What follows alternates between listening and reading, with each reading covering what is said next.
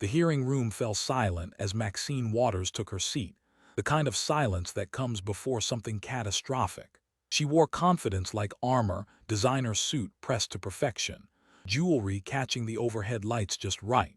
This was her territory, her domain, the place where she'd spent 3 decades building an empire of influence and political power. She'd faced tough questions before, weathered scandals that would have ended lesser careers, survived attacks from Republicans and even some Democrats. But she'd never faced John Kennedy when he had receipts. Kennedy sat across from her, looking every bit the Louisiana country lawyer people constantly underestimated. His southern accent was already warming up, his reading glasses perched on his nose at that peculiar angle that made him look confused and harmless. He had a stack of folders in front of him, thick ones, the kind that take months to compile and seconds to destroy a career with. He wasn't there to debate. He wasn't there to grandstand. He was there to prosecute. And Maxine Waters was about to discover that all those years of avoiding accountability were about to catch up with her in the most public way possible. The cameras were rolling. CSBAN was broadcasting live. Social media was already buzzing with anticipation because word had leaked that Kennedy had something big, something devastating, something that would finally hold Waters accountable for decades of corruption that everyone knew about but no one had dared to fully expose. The room smelled like old wood and tension, that particular scent of government buildings where careers come to die. Waters adjusted her microphone, cleared her throat, prepared to deliver the same righteous indignation that had served her so well for so long. She was ready to perform, ready to deflect, ready to play the victim card if necessary. Kennedy opened the first folder without ceremony, without dramatic pause, without any indication of the absolute destruction he was about to unleash. His voice was calm, almost conversational, the way someone sounds when they're about to tell you something you really don't want to hear but absolutely need to know. Congresswoman Waters, we're here today to discuss accountability in government, which I find ironic given your record. But before we begin, I want to make something clear to everyone watching at home. Everything I'm about to say, every claim I'm about to make, every accusation I'm about to level is documented in these folders. Public records, FEC filings, ethics committee reports, financial disclosures, testimony under oath. None of this is speculation. None of this is partisan rhetoric. These are facts, and facts don't care about your feelings or your political party or how long you've been in Congress. Waters shifted in her seat, the first crack in her confident facade. Something in Kennedy's tone told her this wasn't going to be a normal hearing, wasn't going to be the kind of political theater she could spin her way out of. Kennedy had that look, the one prosecutors get when they know they've got you dead to rights, and they're almost sorry for what they're about to do. Almost, but not quite. Let's start with something simple, Kennedy continued, his fingers tracing a highlighted passage in the first document. Let's talk about your net worth. You've been in Congress since 1991, that's 33 years. Your salary has been consistent, around $174,000 annually for most of that time. Good salary, upper middle class, comfortable but not extravagant. Yet somehow, your current net worth is estimated between $4 and $6 million. Now, I'm not great at math, Congresswoman, but even with perfect investments and zero expenses, those numbers don't quite add up. So help me understand how a woman making a government salary accumulated millions while representing one of the poorest districts in California. The question hung in the air like smoke. Waters opened her mouth to respond with the standard explanation about investments and her husband's career and legitimate business opportunities. Kennedy held up his hand, gentle but firm. Before you answer, let me show you something else. Because your personal wealth is just the appetizer. The main course is what you've done for your family, specifically your daughter Karen.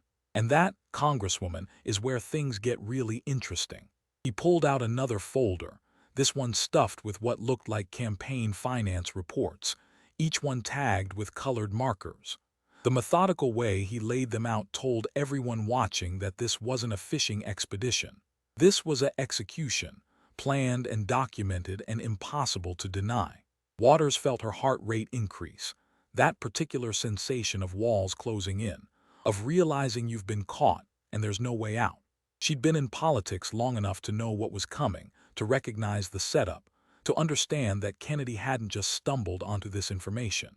He'd built a case, a comprehensive, devastating case, and he was about to present it to the world with the kind of Southern charm that made it impossible to hate him even as he destroyed you. The room waited. The cameras focused. Kennedy smiled that smile, the one that looks friendly until you realize it's the expression of someone who's about to ruin your entire life with nothing but facts and documentation. And then he began to speak, slowly and deliberately, laying out a pattern of corruption so extensive and so well documented that by the time he was finished, Maxine Waters's career would be over and everyone would know exactly why. This wasn't going to be a hearing. This was going to be a reckoning. And Kennedy had 33 years of receipts to back up every single word. Your daughter Corinne Waters runs a consulting firm, Kennedy began, his Louisiana drawl making each word feel like it was being served with sweet tea and a side of brutal truth. Political consulting, specifically something called slate mailers. Now, for folks watching who don't know what those are, they're basically fancy flyers that tell voters who to vote for. Any print shop can make them. Standard market rate for a slate mailer campaign runs about $5,000 to $10,000. Simple work, mass production, nothing complicated about it. He paused, let that sink in, then pulled out the first receipt. Your campaign, Congresswoman, pays Corinne's company an average of $75,000 to $150,000 per election cycle for these same slate mailers. Let me say that again slowly so everyone can understand. Services that cost $5,000 to $10,000 on the open market, your campaign pays $75,000 to $150,000 for. That's 10 to 15 times the market rate. Now I've been in politics a while, and I understand campaigns sometimes pay premium prices for quality work. But 10 times market rate, that's not a premium, that's a family enrichment scheme. Waters tried to interject, her voice carrying that practiced indignation she'd perfected over decades.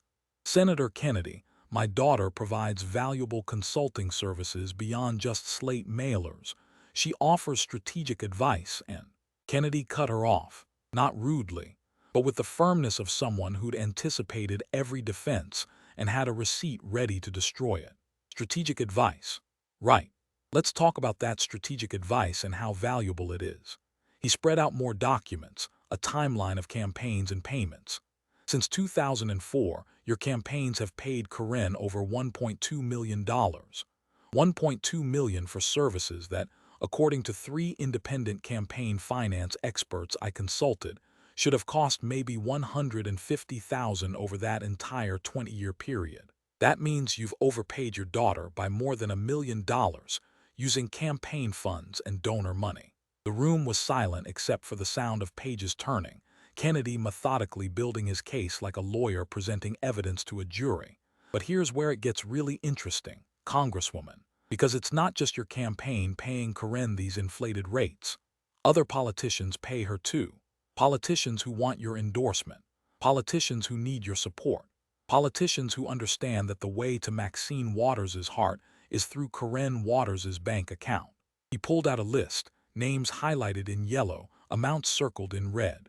In the 2020 election cycle, your campaign paid Corinne $250,000, but she also got paid by these other campaigns, all campaigns that coincidentally received your endorsement. Candidate A paid her $75,000. Candidate B paid her $90,000. Candidate C paid her $60,000. Every single one received your public endorsement.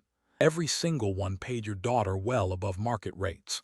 That's not consulting, Congresswoman. That's a pay-to-play scheme with your daughter serving as the bagman. Waters was shaking her head, her attorneys whispering urgently in her ear, but Kennedy wasn't done. He was just getting started, and everyone in that room knew it. The Federal Election Commission allows family members to work for campaigns. That's legal. I'm not disputing the legality of hiring Corinne. What I'm questioning is the ethics of paying her 10 times what her services are worth. What I'm questioning is the pattern of politicians hiring Corinne at inflated rates and then receiving your endorsement. What I'm questioning is whether you've created a system where access to you, support from you, endorsements from you, all come with a price tag, and that price tag is paid directly to your daughter. He leaned back, let the weight of the accusation settle over the room like a heavy fog. Let me put this in terms regular Americans can understand. Imagine you're a small business owner, and your local city councilman's daughter runs a plumbing company. Every business that wants the councilman's support for their permits and licenses mysteriously hires his daughter's plumbing company at rates 5 times higher than other plumbers. That's corruption. We'd all recognize it as corruption. We demand investigation and prosecution. But when it happens in Congress, when it's been happening for 20 years, when the amounts reach into the millions, somehow it's just business as usual. Kennedy pulled out one more document, this one a watchdog group's analysis. A government accountability organization did a comprehensive study of your daughter's consulting business. They compared her rates to market rates. They analyzed her client list against your endorsement record. They tracked the money flow from campaigns through Karen back to your political operation, through campaign donations from the people who hired her. Their conclusion, and I'm reading directly from their report, Representative Waters has created a de facto endorsement fee system, using her daughter's consulting firm as a pass-through entity. Campaign funds intended for voter outreach are being redirected to family enrichment at rates that cannot be justified by market value of services provided. He set the report down with finality. Congresswoman, you've turned your daughter into a millionaire using your political position. Politicians who want your support know they have to hire Karen.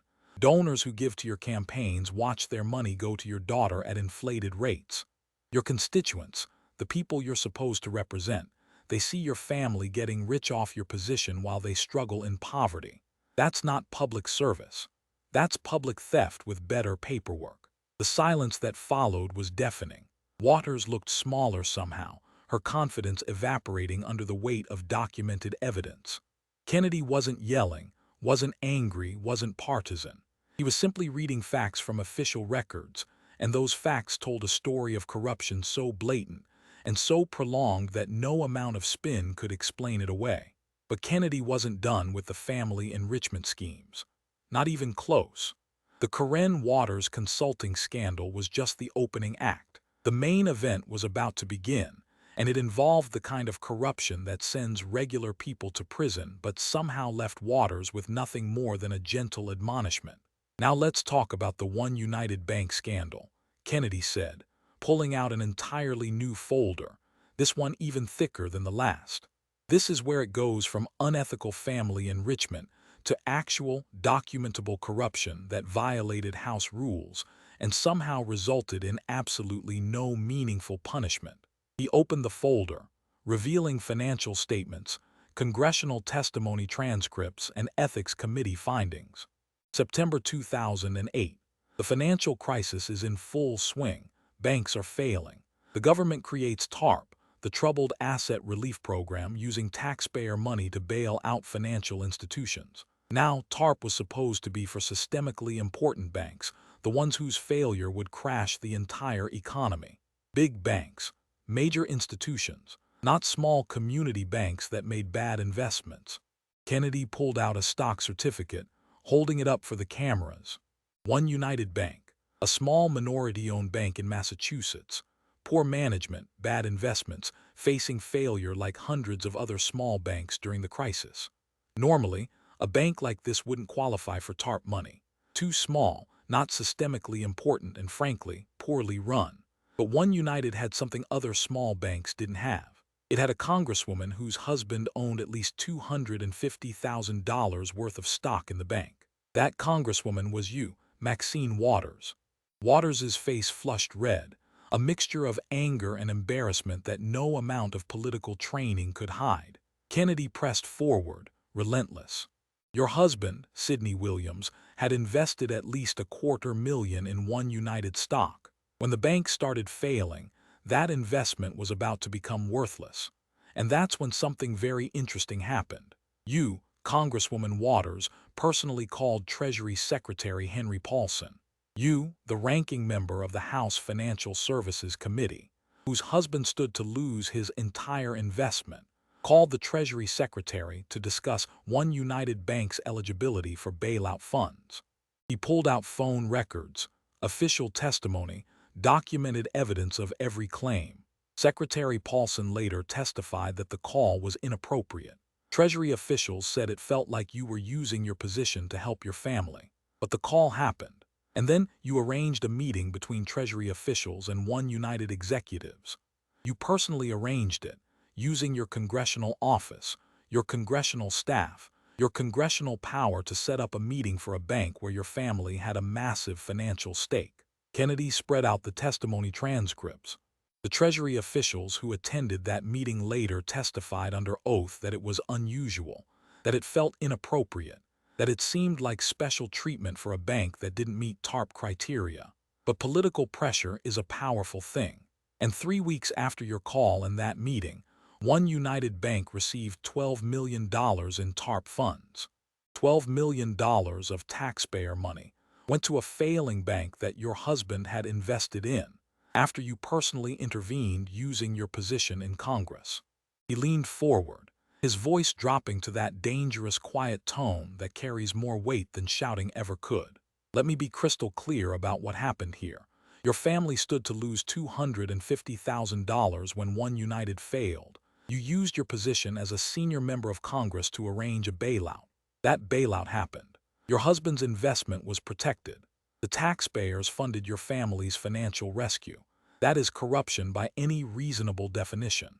That is using public office for private gain. That is exactly the kind of behavior that destroys public trust in government.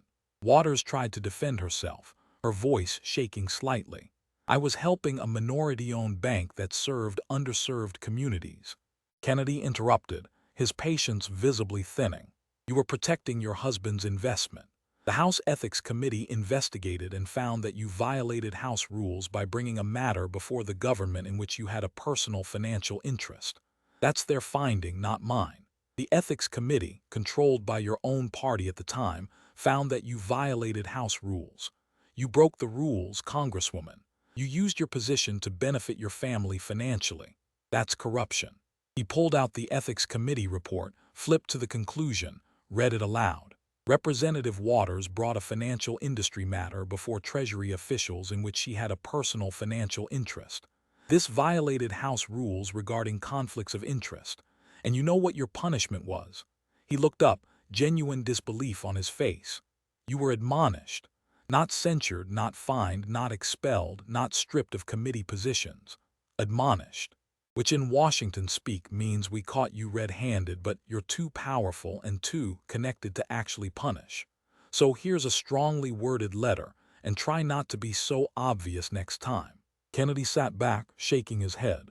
In September 2008, while Americans were losing their homes and their life savings, while the economy was collapsing, while regular people were suffering, you used your congressional power to arrange a $12 million taxpayer-funded bailout for a bank where your family had invested. You personally benefited. Your family's finances were protected. And your punishment was being told that was naughty. If I did that, I'd be in federal prison. If any regular American used their job to steer money to their spouse's investments, they'd be prosecuted for corruption. But you're still here, still in Congress, still chairing committees, still lecturing people about ethics and accountability. The room was completely silent. Even Waters's most ardent defenders in the audience couldn't find words to spin this.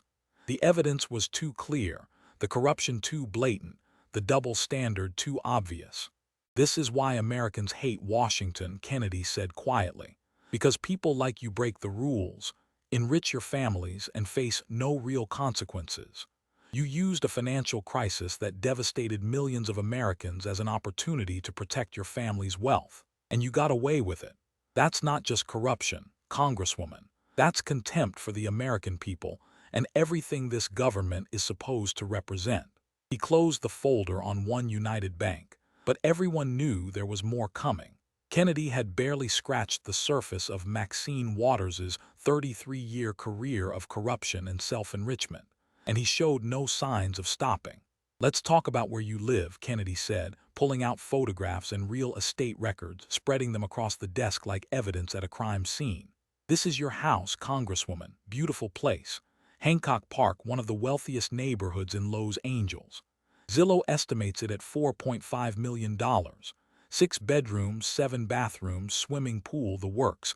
Very impressive, very expensive, very exclusive. He held up a map of Los Angeles, one area circled in red, another in blue. Here's Hancock Park where you live. Average home price $3 million. Low crime, excellent schools, beautiful tree-lined streets, private security. And here he pointed to the blue circle, is California's 43rd Congressional District, the district you represent. South Los Angeles, Inglewood, portions of Gardena and Hawthorne. Average home price $250,000. High crime, struggling schools, poverty rate 31%. These are the people you claim to fight for, the people you say you represent, the people whose interests you supposedly protect in Congress. Kennedy set down the map, his expression a mixture of disappointment and barely contained anger. There's just one problem, Congresswoman. You don't live there. You don't live among the people you represent. You live in a mansion in one of the richest neighborhoods in Los Angeles, miles away from your district. You drive past homeless encampments on your way from your mansion to your office. You pass through neighborhoods devastated by poverty, crime, and hopelessness. But you don't live there. You don't send your grandchildren to schools there. You don't shop in grocery stores there. You don't experience any of the problems your constituents face every single day. He pulled out census data and district statistics. When you were elected in 1991, the poverty rate in your district was 23%. Today it's 31%.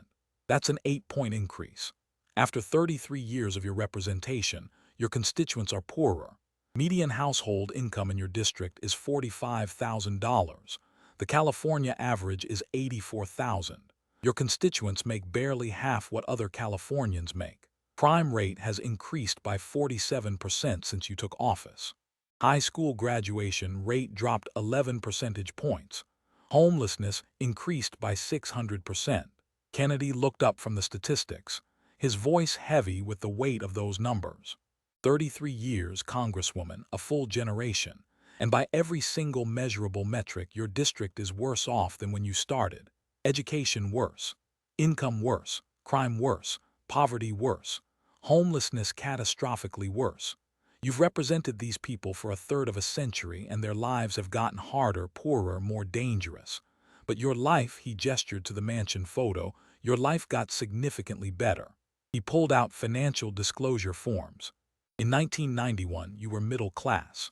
By 2000, you were worth about $500,000. By 2010, you were a millionaire. Today, you're worth between $4 and $6 million. Your net worth increased 6 to 12 times while your constituents got poorer. You bought a $4.5 million mansion outside your district, while the people you represent struggle to afford rent in neighborhoods you won't even drive through except for photo ops. Waters opened her mouth to respond, but Kennedy was already pulling out more evidence. And it's not just that you don't live in the district, it's that you actively chose to leave. You could afford to live anywhere in Los Angeles. You chose one of the wealthiest, whitest, most exclusive neighborhoods in the city.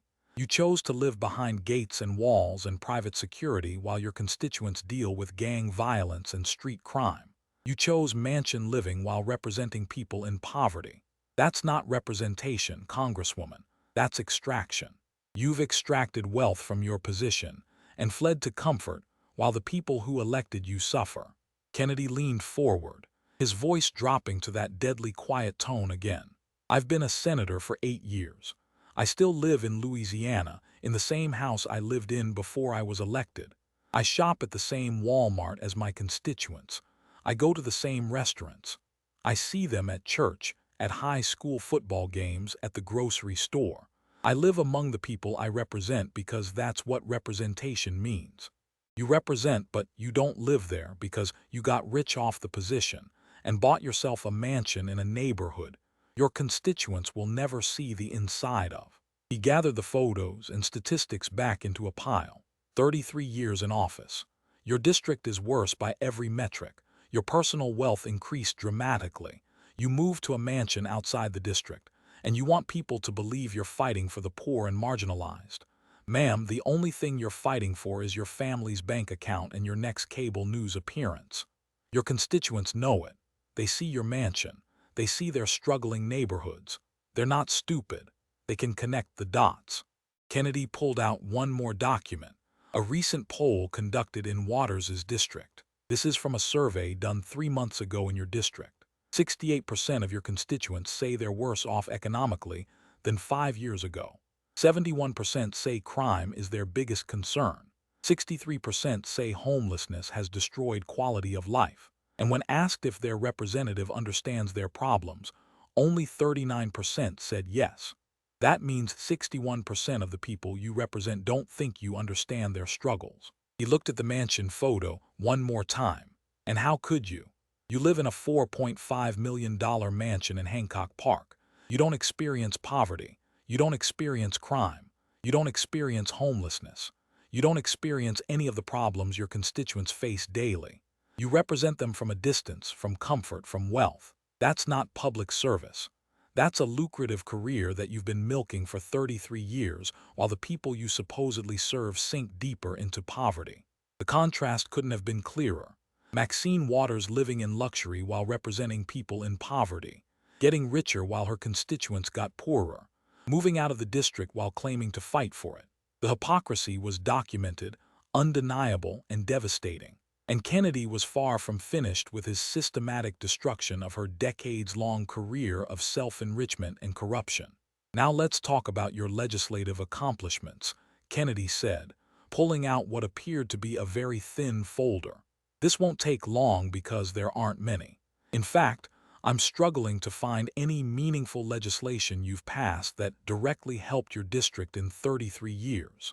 He opened the folder, flipped through a few pages, looked up with exaggerated confusion. You've sponsored or co-sponsored hundreds of bills over the years. Most died in committee. Some made it to votes and failed. A handful passed.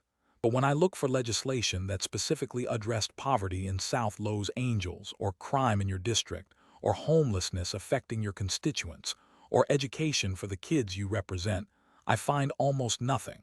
You've been in Congress for 33 years, and your legislative legacy for your district is essentially blank. Kennedy pulled out her voting record. You've been very busy voting, though. Very active on party line votes. Very consistent with leadership. You vote the way Nancy Pelosi and Chuck Schumer tell you to vote 97% of the time. You're a reliable party vote. But when it comes to actually crafting legislation, holding hearings, building coalitions to pass bills that would help your district specifically, your record is empty. He set down the voting record and picked up a comparison chart. Let me show you something interesting. Here's a list of representatives who have served similar districts, similar demographics, similar poverty levels. Representative A from Detroit secured $200 million in federal funding for urban renewal in their district over 10 years. Representative B from Chicago passed 3 major pieces of legislation addressing gun violence and crime. Representative C from Baltimore established job training programs that reduced unemployment by 8 percentage points. Kennedy looked up. Know how much dedicated federal funding you've secured specifically for South Los Angeles programs in the last decade? About $30 million, spread across various community organizations. That sounds like a lot until you realize other representatives secured 3 to 6 times that amount for their districts. Know how many major pieces of legislation you've passed addressing your district's core problems? 0. Not one significant law with your name on it that specifically helps South Los Angeles. Waters tried to interrupt, mentioning committees and oversight work. Kennedy held up his hand. Committees, right. Let's talk about committees because that's where you've spent most of your time. You're the ranking member, sometimes chair of the House Financial Services Committee. Very powerful position. You oversee banks, financial regulations, housing policy. And you've used that position very effectively, just not for your constituents. He pulled out hearing transcripts. I counted your committee hearings over the past 5 years. 47 hearings total. Know how many were held in or focused specifically on your district? 0. Know how many addressed issues uniquely affecting South Los Angeles? 0. You've held hearings on national banking policy, on Wall Street regulations, on cryptocurrency, on issues that affect the entire country. but specific hearings on why poverty and crime are so high in your district never happened. Kennedy spread out the transcripts. You had the power to hold hearings in South Los Angeles. You could have brought federal officials to your district, forced them to see the conditions, made them answer to your constituents about why federal programs aren't working. You could have used your committee chairmanship to shine a spotlight on the problems in your community. Instead, you held hearings in Washington about subjects that make good cable news clips but don't help the people who elected you. He pulled out another damning comparison. Representative from Louisiana held 8 field hearings in her district over 4 years. Representative from Arizona held 6. Representative from Georgia held 12. These are representatives using their committee positions to bring oversight directly to their constituents. You held 0. You're one of the most powerful committee chairs in Congress, and you couldn't be bothered to hold a single hearing in your district in 5 years. Kennedy's voice carried genuine disappointment now. Congresswoman, you had power, real power. You could have used that power to help your district. You could have secured funding, passed legislation, held hearings, forced federal agencies to address problems in South Los Angeles. Instead, you used your power to enrich your family, build your media brand, and advance your national political profile. Your constituents needed a champion. They got a careerist who forgot about them the moment she made enough money to move out. He closed the thin folder on her legislative record. 33 years in Congress. No significant legislation helping your district. No hearings held in your community. Minimal federal funding secured compared to similar districts. But your family is $1 million richer from consulting fees. Your mansion is beautiful, and your media profile is strong. That's not representation. That's a long con that lasted 3 decades, and somehow you convinced people it was public service. The evidence was mounting into an insurmountable pile. Family enrichment, ethics violations, living outside the district conditions worsening, legislative record empty. Each round of Kennedy's questioning revealed another layer of corruption, another decade of failures, another way Maxine Waters had betrayed the people she was supposed to serve. And he still had more to come. Let's talk about your media career, Kennedy said with a slight smile that suggested this section might actually be entertaining if it weren't so damning. You love the cameras, Congresswoman. CNN, MSNBC, any network that will have you, you're there. Very passionate, very vocal, very quotable. He pulled out a spreadsheet. My staff did an analysis. Between January 2017 and December 2020, you made 234 television appearances. That's almost 5 appearances a month for 4 straight years. Very impressive media presence. You became a household name during the Trump years. Impeach 45 became your catchphrase. You were everywhere, all the time, calling for impeachment. Kennedy pulled out transcripts of her appearances. I had them count how many times you called for President Trump's impeachment on television or in public statements during his presidency. The number is 72. 72 separate occasions where you publicly demanded impeachment. You called for it before the Mueller investigation. You called for it during the investigation. You called for it after the investigation. You called for it before Ukraine. You called for it after Ukraine. You called for impeachment more times than most people call their mothers. He looked up with that expression of theatrical confusion. But here's what interests me. During those 4 years when you were making 5 media appearances a month and calling for impeachment 72 times, what was happening in your district? He pulled out district statistics from that time period. Between 2017 and 2020, homelessness in Los Angeles County, which includes your district, increased by 63%. 63%. It became a crisis, a genuine humanitarian disaster. Tent cities grew. Encampments spread. Your constituents were literally stepping over homeless people on their way to work. Kennedy pulled out more data. During that same period, crime in South Los Angeles increased by 21%. Poverty increased. Unemployment in your district was higher than the national average.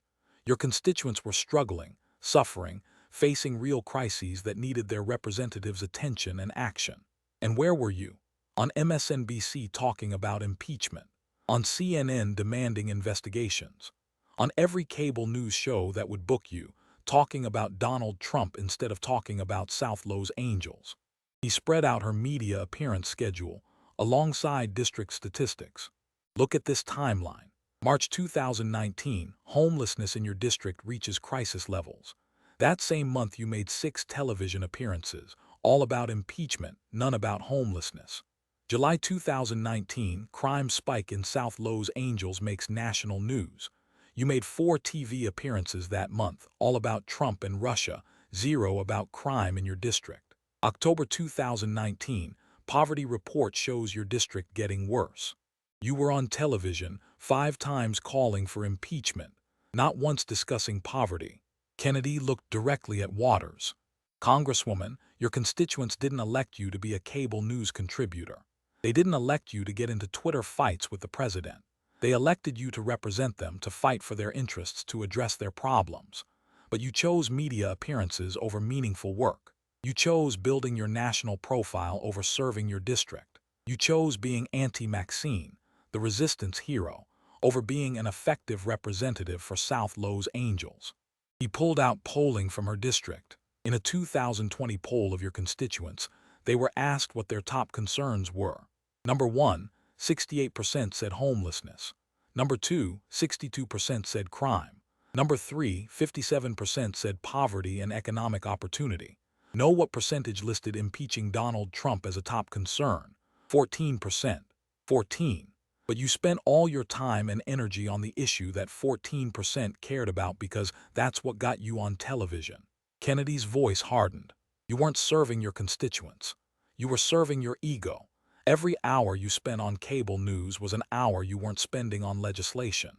Every interview about impeachment was time you weren't using to address homelessness. Every tweet about Trump was energy you weren't putting into helping your district. Your constituents needed you, and you were too busy being a media personality to do your actual job. He pulled out one final damning document. This is a study by a nonpartisan group that tracks congressional effectiveness. They rank representatives based on legislation passed, committee work, constituent services, and tangible results for their districts. Out of 435 representatives, know where you ranked during the Trump years. 372nd. You were in the bottom 15% of effectiveness. But in media appearances, top 5%. You were phenomenally successful at getting on television. You were terrible at actually helping your district. Kennedy gathered the media appearance records into a pile. 33 years in office. 234 TV appearances in 4 years alone. 72 calls for impeachment. Bottom 15% in effectiveness. Your district got worse while you got famous. That's not public service, Congresswoman. That's using a congressional seat as a stepping stone to cable news punditry. Your constituents deserved better. They deserved someone who cared more about solving their problems than getting face time on MSNBC. The pattern was unmistakable. Every aspect of Waters' career showed the same priorities: enriching her family, building her media profile, advancing her own interests, all while her constituents suffered and her district declined. Kennedy was methodically documenting not just corruption but complete abandonment of duty. And there was more to come. Now we need to discuss your rhetoric, Kennedy said, his tone shifting to something more serious, less theatrical. This isn't about corruption or incompetence. This is about responsibility for your words and the consequences when your words inspire violence. He pulled out video clips, queued them up on monitors throughout the hearing room. June 2018. Here's what you said about Trump administration officials. If you see anybody from that cabinet in a restaurant, in a department store, at a gasoline station, you get out and you create a crowd and you push back on them and you tell them they're not welcome anymore anywhere. Kennedy paused the video. You told your supporters to harass government officials, to create crowds, to confront them in public, to make them feel unwelcome anywhere. And you know what happened. He pulled out incident reports. 2 days after your comments, Sarah Huckabee Sanders was kicked out of a Red Hen restaurant in Virginia. The owner cited your words as inspiration. 1 week later, Mitch McConnell was harassed at a restaurant in Kentucky, surrounded by protesters who followed him to his car. 2 weeks later, Ted Cruz and his wife were chased out of a Washington, D.C. restaurant by protesters chanting and filming. Homeland Security Secretary Kirstjen Nielsen was heckled out of a Mexican restaurant. Kennedy spread out the reports. Your words had consequences, Congresswoman. You gave your supporters permission to harass officials and they did exactly what you told them to do. You can't claim surprise. You can't pretend you didn't mean it literally. You said create crowds, push back on them, make them unwelcome anywhere. That's exactly what happened. You incited harassment and it happened. He pulled out more recent footage. April 2021. Brooklyn Center, Minnesota. Derek Chauvin trial. The city was tense, protests happening nightly, everyone on edge. And you flew there during an active trial and spoke to protesters. Here's what you said. The video played Waters' voice. We've got to stay on the street and we've got to get more confrontational. We've got to make sure they know we mean business. Kennedy paused it. Get more confrontational. That was your advice to protesters in a city already experiencing violence and property destruction. The judge in the case specifically said your comments could cause a mistrial. Let me read his exact words. A congresswoman's opinion may place the trial in jeopardy. I wish elected officials would stop talking about this case, especially in a manner that is disrespectful to the rule of law. A judge, presiding over one of the most important trials in recent American history, had to consider declaring a mistrial because of your reckless rhetoric. Kennedy pulled out news reports from that night. After your comments, protests in Brooklyn Center became more violent. More property damage, more injuries, more chaos. You lit a match in a room full of gasoline and then flew back to California and let them deal with the fire. You didn't stay to see the consequences of your words. You didn't help clean up the damage. You got your sound bite, got your media attention, and left. He leaned forward, his voice heavy with moral authority. Congresswoman, you're a leader. You have a platform. Your words matter. When you tell people to get confrontational, some of them will. When you tell them to harass officials, some of them will. You can't pretend you don't understand that. You're responsible for the natural and probable consequences of your inflammatory rhetoric. But here's where it gets really interesting, Kennedy continued, pulling out impeachment documents. When Donald Trump said fight like hell on January 6th, you said he incited an insurrection. You voted to impeach him. You said his words directly led to violence. You said leaders are responsible for what their supporters do after hearing their words. You argued that rhetoric has consequences and Trump should be held accountable for his. Kennedy held up the impeachment articles. You voted yes on this. You said Trump's speech incited violence and he should be removed from office and banned from future office because his words had consequences. But when you tell people to get more confrontational and violence follows, that's different somehow. When you tell people to harass officials and they get harassed, that's just passionate advocacy. When your words lead to property destruction and injuries, that's protected speech. He set down the impeachment document next to transcripts of her speeches. Ma'am, you can't have it both ways. Either rhetoric has consequences or it doesn't. Either leaders are responsible for incitement or they're not. Trump's words are incitement, but yours are activism.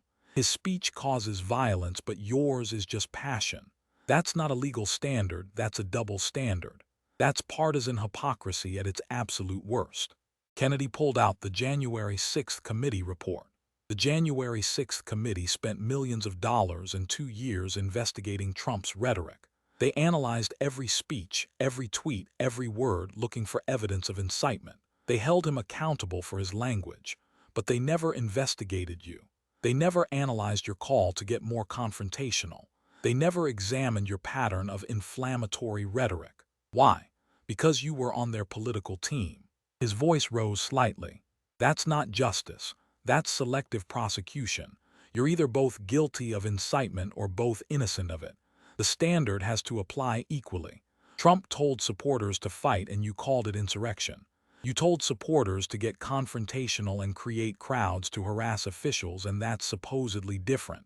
It's not different. It's the same thing. The only difference is your political party. Kennedy looked directly at Waters, his expression deadly serious. You bear responsibility for your rhetoric. When you told people to harass officials, they did. When you told protesters to get more confrontational, they did. You can claim First Amendment protection all you want, but the First Amendment doesn't shield you from moral responsibility. Your words inspired harassment and violence. You own that. You need to be held to the same standard you demanded for Donald Trump, but you won't be because Washington protects its own. The hearing room was silent, the weight of Kennedy's words hanging heavy in the air. He just connected Waters to the exact same conduct she'd condemned in others, exposed her hypocrisy on leadership responsibility, and demanded she be held to her own stated standards. The double standard was undeniable, documented, devastating, and Kennedy still had more ammunition in his folders. Let's talk about where federal money goes and who benefits, Kennedy said, pulling out appropriations bills and flowcharts. You sit on the House Appropriations Committee, one of the most powerful positions in Congress. That's where spending bills originate, where earmarks get added, where taxpayer money gets directed to specific projects. Lots of power, lots of opportunity for creative directing of funds. He spread out a flowchart he'd created, color-coded and detailed. I made this diagram because I wanted to understand the pattern of how money flows in and around your district and your family. It's quite interesting. Step 1. You secure a federal earmark for a community organization in your district. Step 2. That organization hires your daughter Karen as a consultant. Step 3. Karen gets paid, often directly from the federal funds you appropriated. Step 4. The organization's leadership and board members donate to your campaign. Step 5. Repeat the cycle. Kennedy pointed to specific examples on the chart, each one documented with dates and dollar amounts. 2019. You secured a $1 million earmark for a South Los Angeles community development organization. 3 months later, that same organization hired Karen for $75,000 in consulting fees. 6 months after that, the organization's board members and their family members donated $48,000 to your campaign, maxing out their individual contributions. Coincidence? He moved to another example. 2020. $500,000 earmark to a housing nonprofit in your district. 2 months later, Karen's company gets a $90,000 contract from that nonprofit. 4 months later, the nonprofit's executives and their relatives donate to your campaign. Another coincidence. Kennedy pulled out more examples, each following the same pattern. 2021. $300,000 to a job training program. Karen gets $60,000 in consulting fees. Campaign donations follow. 2022. $400,000 to a youth services organization. Karen gets $50,000. More donations arrive. Over and over the same pattern. You appropriate federal funds, organizations hire your daughter at above-market rates. Those organizations then funnel money back to you via campaign donations. He set down the flowchart and looked at Waters. Congresswoman, this is money laundering. Not in the criminal sense, perhaps, since you've written the rules to make it technically legal. But in the practical sense, absolutely. Taxpayer money goes from the Treasury to organizations you've selected. Those organizations pay your daughter inflated fees, and then they donate to your campaign. The money goes in a circle, Treasury to nonprofit to your daughter to you, with your family taking a cut at every stage. Kennedy pulled out an analysis from a government watchdog group. This organization tracked every federal earmark you've secured over 10 years and cross-referenced it with your daughter's client list. The correlation is stunning.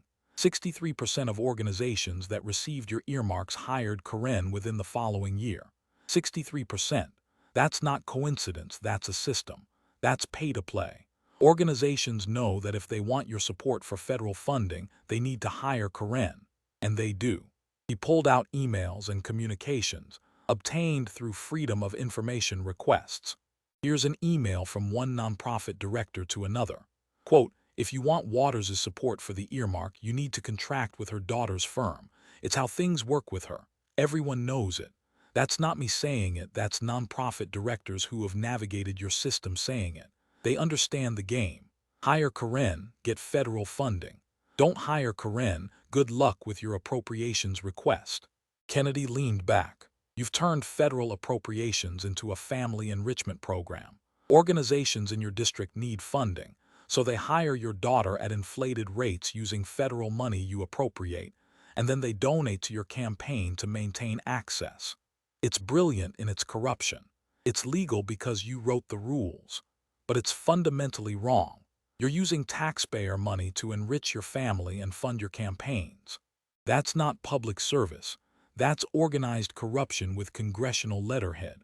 Waters started to object, saying these organizations do valuable work. Kennedy cut her off. I'm not questioning whether the organizations do good work. I'm questioning whether they'd hire your daughter if you weren't their congresswoman. Would they pay Karen $90,000 for consulting if you hadn't just secured them $1 million earmark? Or is hiring Karen the price of admission for getting your support? He didn't wait for an answer. We both know the answer. These organizations hire Karen because you're powerful and they need you. They pay inflated rates because that's the tribute required. And you've created this system, maintained it for years, and profited from it while calling it constituent services. Kennedy pulled out one more devastating document. This is a comparison of other representatives on appropriations and their family members consulting businesses. Know how many of them have daughters who have made over $1 million consulting for organizations that receive their parents' earmarks? Zero. You're unique, Congresswoman. You're the only one who's created this particular money laundering scheme. Congratulations on that distinction. The evidence was overwhelming. Pattern after pattern of federal money flowing to organizations that hired her daughter, those organizations then supporting her campaign, all of it technically legal but morally bankrupt. Kennedy had documented not just individual instances but a systemic scheme that had operated for years, enriching Waters' family with taxpayer dollars while her constituents saw little actual benefit. Let's talk about your understanding of the industries you regulate, Kennedy said, pulling out what looked like a basic economics textbook. You chair the House Financial Services Committee. You oversee banks, regulate financial institutions, control legislation affecting trillions of dollars and millions of jobs. So presumably you understand basic banking and economic principles. He opened the textbook to a bookmarked page. I'm going to ask you some simple questions. Not trick questions, just fundamental concepts that anyone regulating the financial system should know cold. First question, what's the current federal funds rate approximately? Waters hesitated, started to answer, stopped, gave a vague response about the Federal Reserve setting rates. Kennedy waited. She couldn't provide the number. You don't know, Kennedy observed flatly. The single most important interest rate in the American economy, the rate that affects every other rate, the rate that influences everything from mortgages to car loans to business investments, and you don't know what it is. That's concerning for someone who chairs the committee overseeing monetary policy. He moved to the next question. Explain quantitative easing. Not the textbook definition, explain how it actually works. What assets does the Fed buy? How does purchasing them increase money supply? What are the inflationary risks? Waters gave a memorized definition that sounded like it came from Wikipedia. Kennedy pressed for details about implementation, mechanics, risks. She couldn't provide them. You memorized a definition but don't understand the actual mechanism, Kennedy said. Let's try another. What's the difference between monetary policy and fiscal policy, and how do they interact? Waters gave vague answers about Fed policy and government spending. Kennedy asked for specifics about transmission mechanisms and policy coordination. Silence. Congresswoman, these aren't advanced questions. These are fundamentals. First-year economics students can answer these. You've been on financial services for 30 years, chair for 5, and you can't explain basic concepts that drive the entire economy. How can you effectively regulate industries you don't understand? Kennedy pulled out video footage of Waters questioning bank CEOs. Let's watch you in action. This is from a hearing 2 years ago where you questioned J.P. Morgan Chase CEO Jamie Dimon. The video played, showing Waters asking a question based on a fundamental misunderstanding of how capital requirements work. Dimon tried politely to explain. Waters talked over him, clearly not grasping his answer, then moved on to a different topic. Kennedy paused it. You asked a question showing you don't understand Tier 1 capital ratios. Jamie Dimon, one of the most knowledgeable bankers in America, tried to educate you. You ignored his explanation because you didn't understand it. That's dangerous. You're regulating industries operating at levels of complexity you can't comprehend. He played more clips. Waters confusing derivatives with equity. Waters asking about reserve requirements using incorrect terminology. Waters questioning Fed policy based on misunderstandings of how monetary transmission works. Each time, the witnesses tried tactfully to correct her. Each time, she plowed ahead regardless. "This isn't partisan attack," Kennedy said, stopping the videos. "This is documented evidence that you lack the technical knowledge necessary to effectively regulate complex financial institutions. You've held this position for years. You have staff who should educate you. You have access to the best economic minds in the country. Yet you haven't learned the basics." He pulled out policy recommendations Waters had made over the years. "You've proposed regulations that economists across the political spectrum say are nonsensical. You've suggested policies that show fundamental misunderstanding of how markets work. You've made recommendations that would crash sectors of the economy because you don't grasp second and third order effects. And you've done this while wielding enormous power over the financial system." Kennedy leaned forward, his voice serious. "Congresswoman, you're piloting a ship you don't know how to sail. You're regulating trillion-dollar industries without understanding how they function. You're making policy that affects millions of jobs and people's life savings without grasping the consequences. That's not just incompetence, that's dangerous. This isn't about partisan politics. Democrats and Republicans both need competent people regulating finance. When the chair of financial services doesn't understand basic economics, everyone loses." Waters tried to defend herself, saying she doesn't need to know every technical detail. Kennedy's response was swift. "Yes, you absolutely do. You're the chair. If you don't understand how banks actually work, how can you write effective regulations? If you can't explain monetary policy, how can you oversee the Federal Reserve? If you don't grasp market mechanics, how can you legislate financial reform? You can't. You're wielding power you're not qualified to have, making decisions you're not educated enough to make, affecting systems you're not knowledgeable enough to understand." He gathered his papers. "You hold this position through seniority, not merit. You've been there long enough that you chair the committee by default, regardless of expertise. That's the problem with career politicians. They accumulate power through tenure while never developing the competence to use that power effectively. You've had 33 years to learn this material. You haven't. That's either inability or unwillingness, and neither is acceptable for someone in your position." The indictment was complete. Waters wasn't just corrupt, she was incompetent.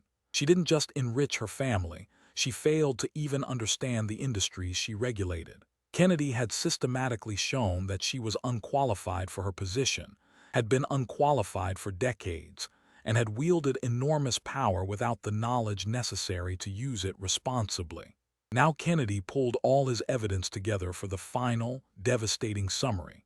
He stood, gathered the folders into one comprehensive pile several inches thick, and placed his hand on top like a prosecutor resting his case. "Congresswoman Maxine Waters," Kennedy began, his voice carrying the weight of everything that had come before. "Let's review your 33-year career in Congress. I want to make sure we haven't missed anything important." He unrolled a timeline, decades of Waters' career laid out in visual form. 1991. You're elected to represent California's 43rd District, one of America's poorest communities. You promised to fight for them, be their voice, make their lives better. So how'd that work out? Let's look at results. Kennedy walked along the timeline, pointing to statistics at various points. Poverty in your district went from 23% to 31%. That's an 8-point increase. Your constituents are significantly poorer than when you started. Median household income dropped from 60% of California average to 53%. Crime increased 47%. High school graduation rate dropped 11 points. Homelessness increased 600%. 600%, Congresswoman. He looked up from the timeline. By every single measurable metric, your district is worse off than in 1991. Everyone. Education, income, safety, housing, all worse. You've been their representative for a third of a century, and they're suffering more now than when you started. But let's look at another trajectory. Yours. Kennedy moved to a different section, showing Waters' personal financial growth. 1991, you're middle class. By 2000, worth about 500,000. By 2010, a millionaire. Today, between 4 and 6 million. Your net worth increased 8 to 12 times while your constituents got poorer. You bought a $4.5 million mansion in Hancock Park, one of LA's wealthiest neighborhoods, while people you represent struggle with homelessness and poverty. Funny how that works. He pulled out the family enrichment evidence. Your daughter Karen has made over $1.2 million from your campaigns and from organizations receiving your earmarks. $1.2 million for services worth maybe $150,000 at market rates. Your husband's stock investment was saved by a $12 million federal bailout you personally arranged. Your family has gotten rich off your position. They're much better off than 1991. Your constituents aren't. Kennedy pulled out ethics violations. House Ethics Committee investigated you multiple times. Found you violated rules with One United Bank. Multiple complaints about campaign finance practices. Documented concerns about earmark abuses. But you faced no real punishment. Admonished once. That's it. No fines, no censure, no loss of committee positions. You violated rules repeatedly and remained in power. He pulled out legislative records. Your actual legislative accomplishments. Minimal. Bills passed to directly help your district. Essentially zero. Major legislation with your name on it. None. Committee hearings held in your district. 0 in 5 years. Federal funding secured compared to similar districts. Below average. What have you actually accomplished legislatively besides maintaining your own power and enriching your family? Kennedy pulled out media appearance records. But you made time for television. 234 cable news appearances in 4 years. 72 separate calls for Trump's impeachment. You built a media brand as a fighter, a resistor, a voice for justice. Meanwhile, your constituents got poorer, more homeless, less safe. You chose cable news over actual representation. He pulled out the incitement evidence. You used inflammatory rhetoric that led to harassment and violence. Told people to confront officials, create crowds, get more confrontational. When your words caused exactly what you encouraged, you took no responsibility. But you voted to impeach Trump for his rhetoric, holding him to a standard you refused to meet yourself. Kennedy pulled out the financial ignorance examples. You chair financial services despite not understanding basic economics. Can't explain fundamental concepts. Ask questions revealing knowledge gaps. Regulate trillion-dollar industries you can't comprehend. Hold power you're not qualified to wield. He gathered everything back into the comprehensive pile. 33 years in Congress, Congresswoman. Your district worse off by every metric. Your family millions richer. You living in a mansion outside your district. Ethics violations documented but unpunished. Family enriched through your position. Legislative accomplishments minimal. Media appearances extensive. Inflammatory rhetoric causing violence. Technical incompetence in your committee work. You represent everything wrong with career politicians in Washington. Kennedy's voice dropped to that quiet, devastating tone. You've turned public service into private profit. Extracted wealth from your position while constituents extracted nothing but more poverty. Held power for 3 decades without delivering results. Enriched your family while families in your district struggle. This is 33 years of failure, corruption, and self-dealing, all documented in official records, public filings, ethics reports, and your own conduct. He picked up the entire stack of evidence. Every claim I've made is backed by documentation. Every accusation proven by facts. The question isn't whether you've been corrupt and ineffective. The evidence proves you have been. The question is whether you'll finally face consequences. Will you face accountability for ethics violations? Will you face primary challengers from constituents tired of being represented by someone who doesn't even live among them? Or will you stay in power, keep enriching your family, keep failing your constituents, keep facing no consequences? Because that's been the pattern for 33 years. Kennedy looked directly at the cameras. The voters of South Los Angeles, you deserve better. You deserve representation from someone who lives in your community, understands your struggles, fights for your interests, passes legislation that helps you, and doesn't use your poverty as a stepping stone to personal wealth. 33 years of Maxine Waters has given you higher poverty, more crime, devastating homelessness, worse schools, and a representative who got rich and moved out. That's not bad luck. That's not Republican obstruction. That's leadership failure. He turned back to Waters. Congresswoman, if after 33 years your district is dramatically worse off, that's your responsibility. The results speak for themselves. Your constituents are poorer, you're richer. They suffer, you prosper. They struggle with homelessness while you live in a mansion. That's not representation, that's a con that lasted 3 decades. And it's time for it to end. Kennedy sat down, folded his hands. I have no further questions. The evidence speaks for itself. The room sat in absolute silence. Even the reporters had stopped typing, stunned by the comprehensiveness of the destruction they just witnessed. Waters looked shell-shocked, her attorneys frantically whispering, Democrats on the panel staring at their desks, unable to mount any defense against the documented facts Kennedy had presented. Within minutes, clips started circulating online. Within an hour, the full hearing was being shared millions of times. Kennedy destroys Maxine Waters trending worldwide. People weren't sharing 10-second clips. They were watching the entire 2-hour hearing, riveted by the methodical presentation of 3 decades of corruption and failure. The reaction was swift and devastating. CNN tried framing it as partisan attack, but their own analysts admitted the evidence was solid. These aren't allegations, one reluctantly said. These are documented facts from public records. MSNBC brought on Waters' defenders, but they struggled. How do you defend a congresswoman living in a $4.5 million mansion while her district suffers in poverty? How do you explain a daughter making $1 million from inflated campaign contracts? How do you justify 33 years of worsening conditions? Even liberal outlets couldn't fully defend her.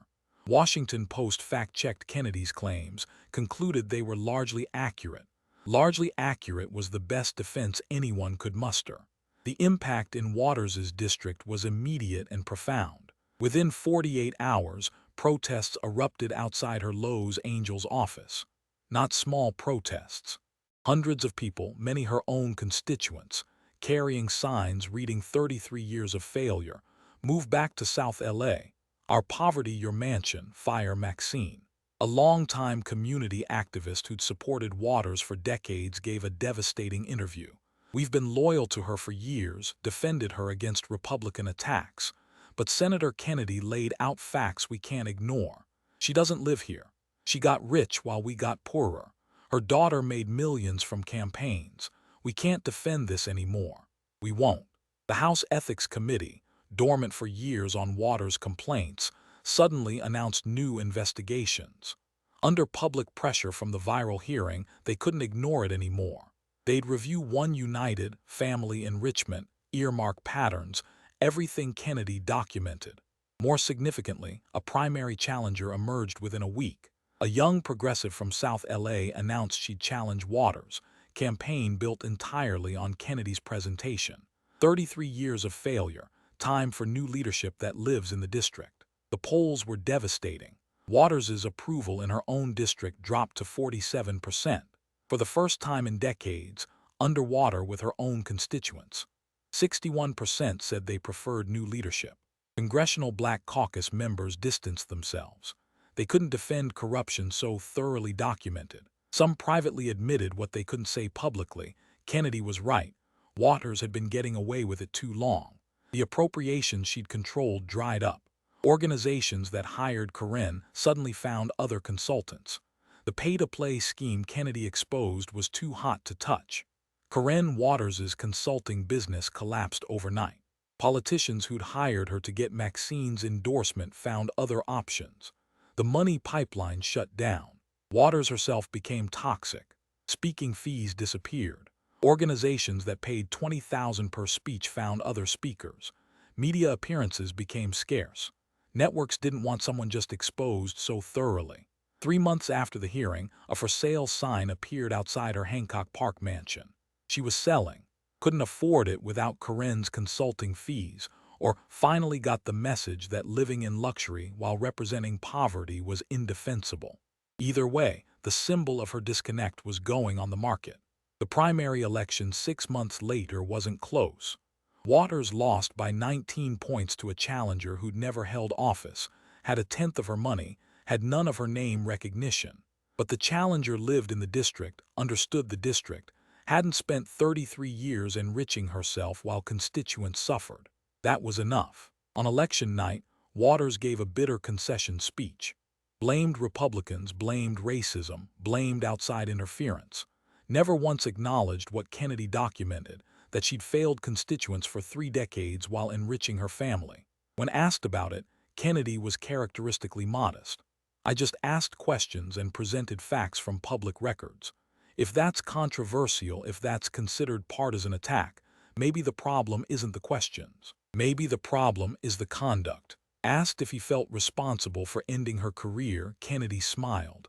I didn't end her career. Her record ended her career. I just made sure people saw it. All I did was shine a light. The roaches scattered when the light came on. That's not my fault, that's their nature. The hearing became required viewing in political science classes. Analyzed for effectiveness, use of evidence, methodical structure. Professors taught accountability, evidence presentation, documentation importance. But for ordinary Americans, especially those tired of career politicians enriching themselves, it was simpler. They watched a Louisiana lawyer with a slow drawl systematically destroy a career politician with her own record. No tricks, no spin, just facts and receipts. Maxine Waters spent 33 years building power, accumulating wealth, avoiding accountability. John Kennedy took one hearing to bring it down, because he'd done something radical in modern politics, held a powerful person accountable using evidence and facts. The message echoed beyond that hearing room. Career politicians who enrich themselves while constituents suffer, who violate ethics without consequences, who hold power through seniority not merit, their time is running out. Someone is watching. Someone is documenting. Someone has receipts. And sometimes that someone has a Louisiana drawl and a legal pad full of evidence. Kennedy did what journalists should have done decades ago. Investigated Maxine Waters, presented evidence of corruption and incompetence in a way that couldn't be ignored or spun away. 33 years enriching herself while constituents suffered. $1 million to her daughter from campaigns. Ethics violations for helping her husband's bank. A mansion outside her district while constituents live in poverty. Inflammatory rhetoric inciting violence. Fundamental ignorance about industries she regulates. Family enrichment schemes funded by taxpayers.